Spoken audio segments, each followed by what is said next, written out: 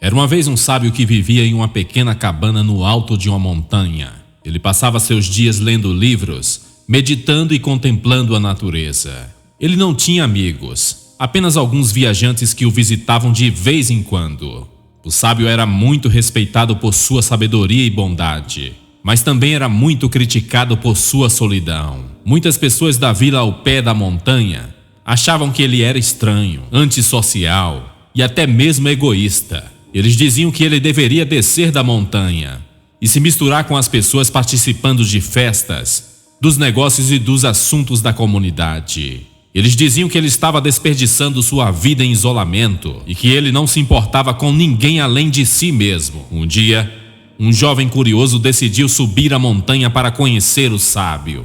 Ele queria saber o que o sábio fazia o dia inteiro e por que ele havia escolhido viver daquele jeito. Ele levou consigo um cesto de frutas e um jarro com vinho como presentes.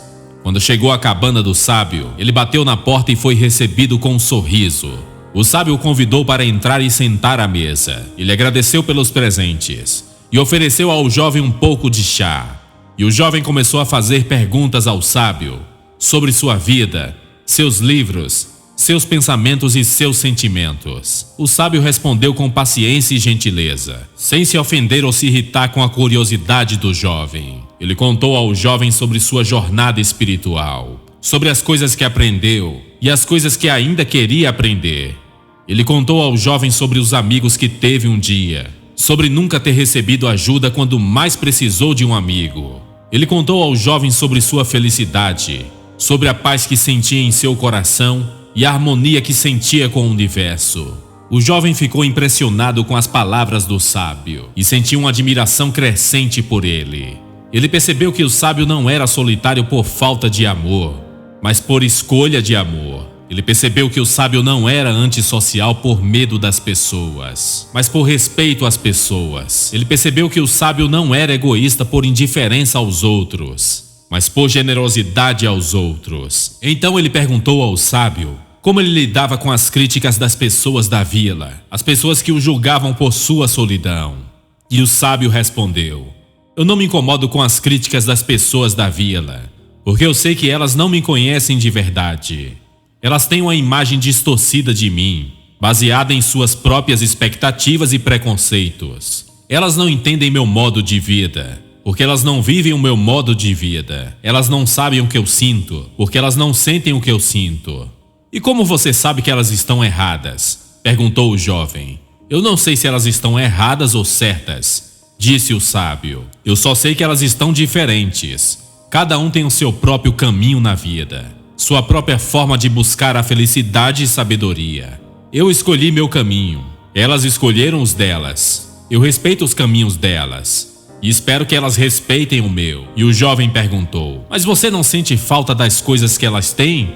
Das festas, dos negócios, dos assuntos da comunidade? E o sábio respondeu: não, eu não sinto falta das coisas que elas têm, porque eu tenho tudo que eu quero. Eu tenho meus livros, eu tenho a meditação, eu tenho a natureza e principalmente a Deus. Eu tenho tudo o que eu preciso e nada do que eu não preciso. E você não se sente sozinho? Perguntou o jovem.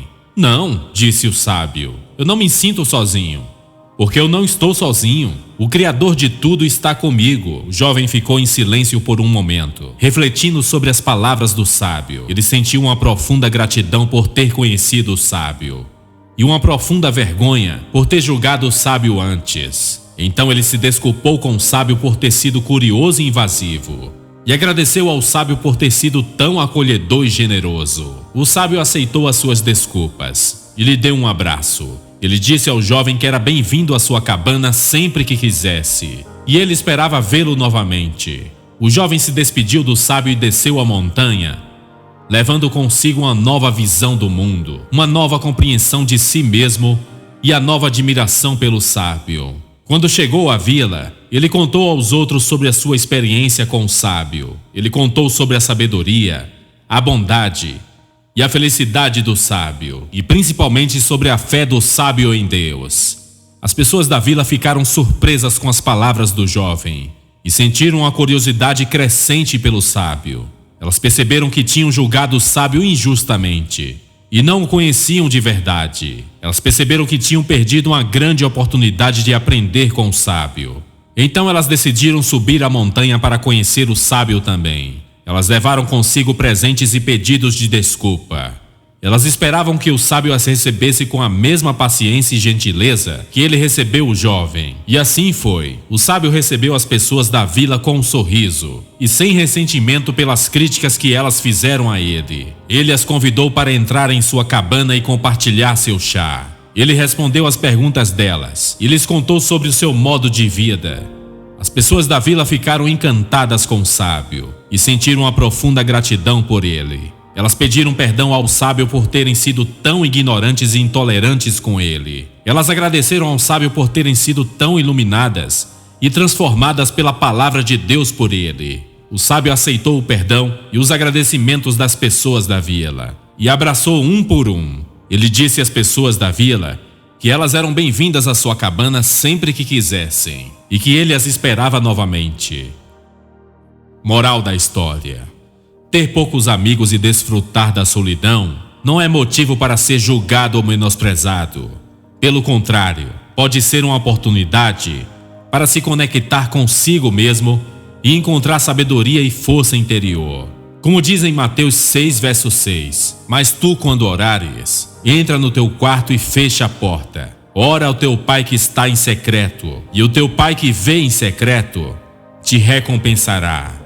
Esse versículo nos mostra que o sábio não precisava de um templo ou de uma multidão para se comunicar com Deus. Ele podia orar em seu quarto, em sua cabana e em seu coração. Ele sabia que Deus via e ouvia em secreto e lhe daria a sua recompensa. A solidão não é sinônimo de solidão espiritual. É um momento de autorreflexão, de se reconectar com nossos pensamentos, emoções e propósitos mais profundos.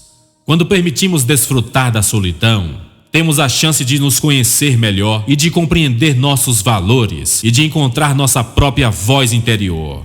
Ao invés de buscar aprovação social ou popularidade, o sábio solitário encontrou sua recompensa de busca interior por sabedoria e entendimento. Ele se tornou uma fonte de força e inspiração para os outros quando sua ajuda e conhecimento foram necessários. Em Provérbios também nos oferece ensinamentos valiosos sobre a importância dos amigos.